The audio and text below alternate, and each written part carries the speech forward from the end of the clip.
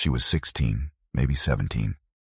A toddler pulling at her tunic, bread flour on her hands, no books, no school, no one to ask. And the child at her feet was the Son of God. The Gospels give us 12 verses for 30 years of his childhood. 12, that's it. But archaeology, Jewish tradition, and Scripture itself fill the silence. And what they reveal is nothing like the paintings. Close your eyes. We're stepping into her courtyard. Forget the quiet boy kneeling in a sunlit room. Mary raised Jesus in a 2-room house carved into limestone bedrock. Dirt floor, low ceiling, animals sleeping in the lower room at night. No privacy, no silence. An extended family sharing one courtyard. Archaeologist Ken Dark excavated a house like it beneath the Sisters of Nazareth convent. Yardena Alexandre found another in 2006 beneath the International Marian Center. Same period, same village, same cramped walls. This is where she taught him to walk, where she whispered the Shema over his cradle, where every prayer, every skill, every word he would ever speak was first poured into him by a teenage girl who couldn't read. For the next few minutes, we're walking through the 30 years no one shows you. She swaddles him in linen strips 4 fingers wide, arms at his sides, legs straight, the way Ezekiel 16 describes, the way Jewish mothers had done for 1,000 years.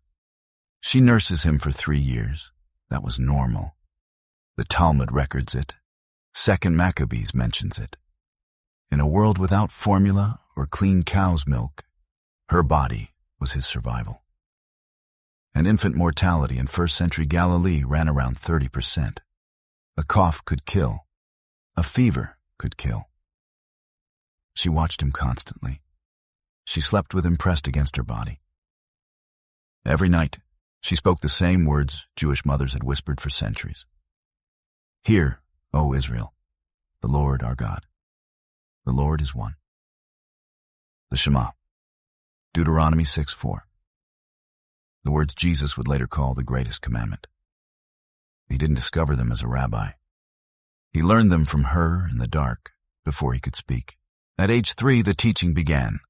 The Mishnah is specific. A Jewish boy starts Torah at 3. Not reading, memorizing. Verse by verse, repeated back until the words lived inside him. And the first teacher was always the mother. Picture it. Mary sits on a courtyard mat. A barefoot boy in a linen tunic. She holds his hands. She speaks a line. He repeats it. She corrects him. He tries again. This wasn't a lesson. It was air. Deuteronomy 6 commands it. Teach them when you sit, when you walk, when you lie down, when you rise. 4 moments. Every day. Grinding grain, she taught him. Carrying water, she taught him. Lying on the sleeping mat, she taught him. By age 5, he knew entire Torah passages by heart. By age 10, the Mishnah. By age 13, he was a son of the commandment, responsible before God. The Son of God learned Scripture the way every Jewish boy learned it. From his mother's mouth, pressed into him with the rhythm of her daily work. He wasn't sitting in a corner being holy. By age 4, he was carrying things. By 5, helping at the grinding stone. By 7, running errands across the village. He carried water from the spring, the one still called Mary's well today, the only water source for all of Nazareth. He gathered kindling, olive wood, twigs, animal dung. Every Galilean child collected fuel. And he watched his siblings. Mark 6 names 4 brothers, James, Joseph, Judas, Simon, and mentions sisters. In a 2-room house, the oldest child is never off duty. He held babies. He kept toddlers away from the oven.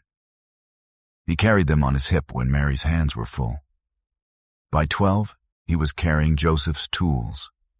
The hands that would one day break bread for 5,000 were first calloused by chisel and stone. This was the childhood of the Son of God. chores, siblings, dust, sweat. Friday evening. The sun touches the western hills. Mary has been working since before dawn. The bread is pulled from the taboon oven, still warm. Lentils stew in a clay pot. The courtyard swept. The children called inside. She kindles the Sabbath lamps. Small clay vessels, single wicks. On Sabbath Eve, more than one. The warm light fills the room. The work stops. The world goes quiet.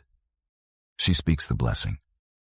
Blessed are you, Lord our God, King of the universe, who has sanctified us with his commandments.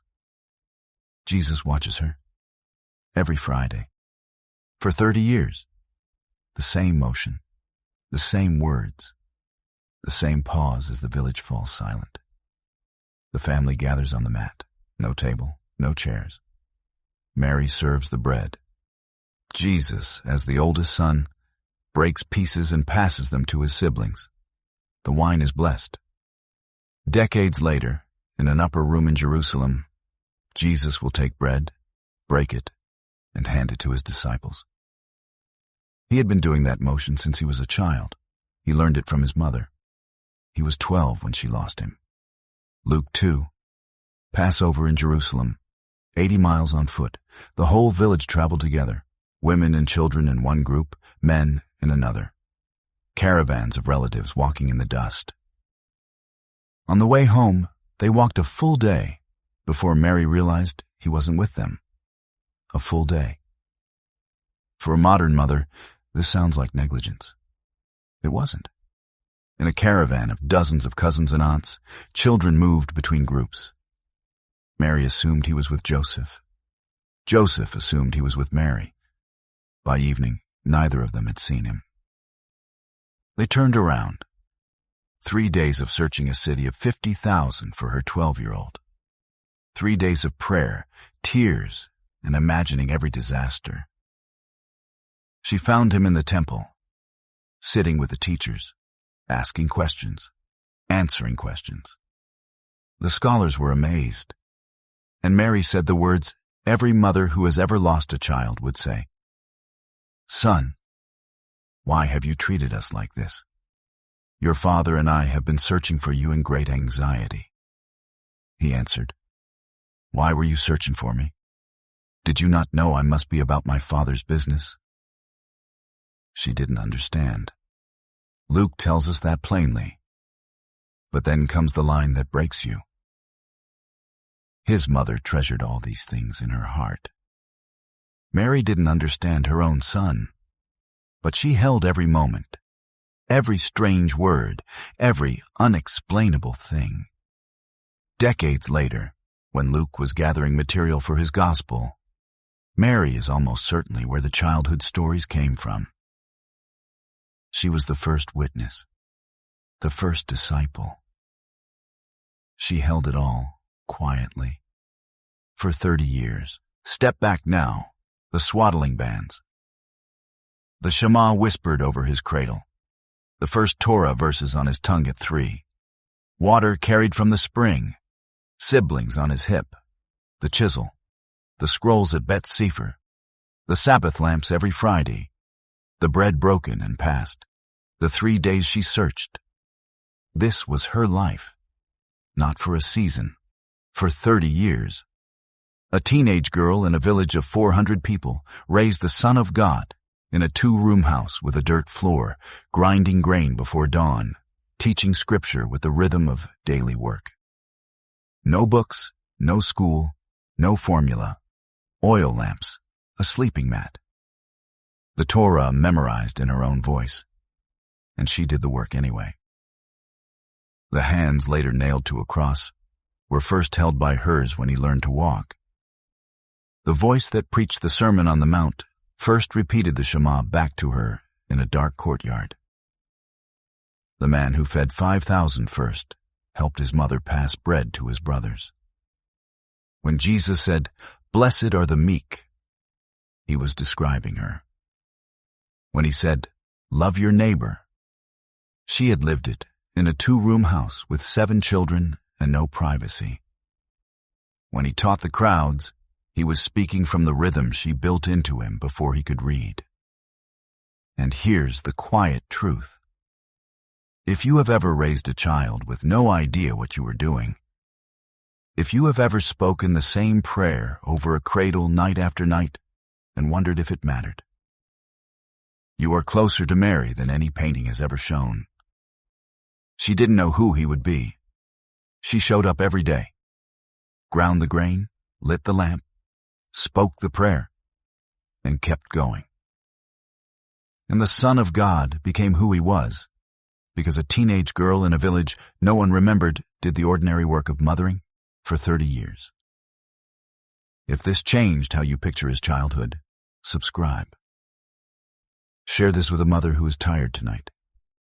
And tell me in the comments, what hit you hardest? The Shema whispered over his cradle?